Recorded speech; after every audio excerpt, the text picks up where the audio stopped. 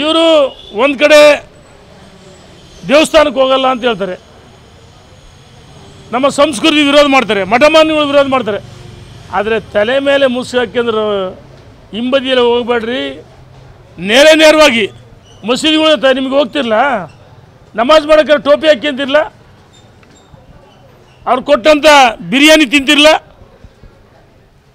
ಬಿರಿಯಾನಿ ತಿನ್ನೋಕ್ಕಾರ ಭಾಳ ಚೆನ್ನಾಗಿದೆ ಅಂತೇಳಿ ಜಮೀರ್ ಅಹಮದ್ ಮನೆಯಲ್ಲಿ ಬಿರಿಯಾನಿ ತಿನ್ನೋಕ್ಕೆ ನಿಮಗೆ ಸಮಯ ಇರುತ್ತೆ. ನಮ್ಮ ಹಿಂದೂಗಳ ಪಾವಿತ್ರತೆಯನ್ನು ಹಾಳು ಮಾಡೋಕ್ಕೆ ನಿಮಗೆ ಆ ಸಮಯ ಇರಲ್ಲ. ರಾಮ ಮಂದಿರ ಉದ್ಘಾಟನೆ ಕರೆದಾಗ ತಿರಸ್ಕಾರ ಮಾಡ್ತೀರಿ. ನಾವು ಹೇಳ್ತಾ ಇದ್ದೀವಿ, ಹಿಂದೂ ಮುಸಲ್ಮಾನ್ ಕ್ರೈಸ್ತರು ನಾವೆಲ್ಲ ಭಾರತ ಮಾತೆಯ ಮಕ್ಕಳು, ಓಟ್ಗೋಸ್ಕರ ರಾಜಕಾರಣ ಮಾಡಬಾರ್ದು. ಕಾಂಗ್ರೆಸ್ ಈ ದೇಶದಲ್ಲಿ ಧೂಳಿಪಟ ಆಗುತ್ತೆ.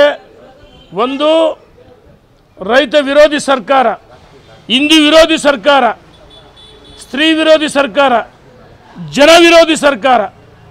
ಹಾಗಾಗಿ ಈ ಸರ್ಕಾರ ಧೂಳಿಪಟ ಏನು ರಾಜ್ಯದಲ್ಲಿ ಸಹ ಸರ್ಕಾರ ಯಾವುದೇ ಸಂದರ್ಭದಲ್ಲಿ ಪತನ ಆಗ್ಬೋದು. ಮತ್ತು ಲೋಕಸಭೆಯಲ್ಲಿ 400 ಸ್ಥಾನಗಳು ಬರ್ತೀವಿ, ನಾವು ಸವಾಲಾಗ್ತೀವಿ. ನಿಮಗೆ 2014ರಲ್ಲಿ ವಿಪಕ್ಷ ನಾಯಕ ಸ್ಥಾನ ಇಲ್ಲ, 2019 ಇಲ್ಲ, 2024ರಲ್ಲೂ ಧೂಳಿಪಟ ಆಗ್ತೀರಿ. ಇದನ್ನ 15-20 ವರ್ಷ ನಿಮ್ಮ ಅಡ್ರೆಸ್ಸೇ ಇಲ್ಲ, ಏನು INDI ಮಾಡ್ಕೊಂಡಿರಲಿಲ್ಲ. ಒಂದು ಯಾರೋ ಒಬ್ಬಿಬ್ಬರು ಖರ್ಗೆ ಅವರು ಪ್ರಧಾನಮಂತ್ರಿ ಅಂದರು, ಅಲ್ಲಿ ನಿತೀಶ್ ಕುಮಾರು ಮತ್ತು ಲಾಲು ಅನೇಕರು ವಿರೋಧ ಮಾಡಿದರು.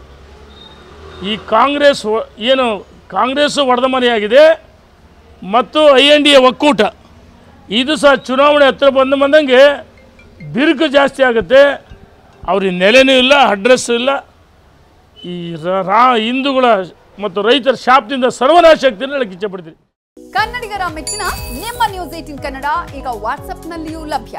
ಕರ್ನಾಟಕ ಮತ್ತು ದೇಶ ವಿದೇಶದ 360 ಡಿಗ್ರಿ ಸುದ್ದಿ ವಿವರವನ್ನ ನೀವು ನಿಮ್ಮ ಕೈ ಬೆರಳುಗಳಲ್ಲಿಯೇ ಪಡೆಯೋದಿಕ್ಕೆ ಈ QR ಕೋಡ್ ಅನ್ನು ಸ್ಕ್ಯಾನ್ ಮಾಡಿ. ನಮ್ಮ ಚಾನೆಲ್ ಅನ್ನು ಫಾಲೋ ಮಾಡಿ, ನೋಟಿಫಿಕೇಶನ್ ಆನ್ ಮಾಡಿ.